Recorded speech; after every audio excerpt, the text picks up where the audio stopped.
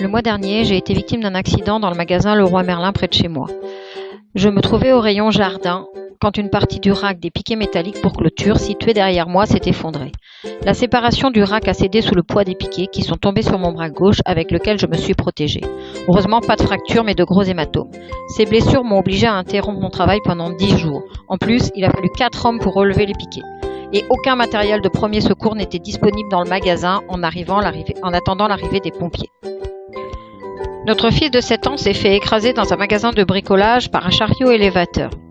Le conducteur de l'engin, paniqué, a reculé et est passé à 2 reprises sur lui. Fracture du bassin avec déchirure de l'artère fémorale, fracture tibia-péronée des 2 jambes, fracture d'une cheville, bref, les chirurgiens l'ont sauvé. Le comble, c'est que le conducteur d'engin n'avait même pas de certificat d'aptitude à la conduite de cet engin.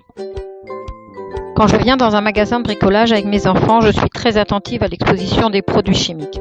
En effet, je travaille dans un centre anti-poison et nous recevons beaucoup d'appels téléphoniques suite à des intoxications en magasin. Bidons renversés, bouchons retirés, berlingots percés, des produits comme les solvants, les acides, les vernis et peintures, les décapants, les produits phytosanitaires, les engrais dilués peuvent donner lieu à des ingestions ou des inhalations par les plus petits et provoquer des conséquences graves.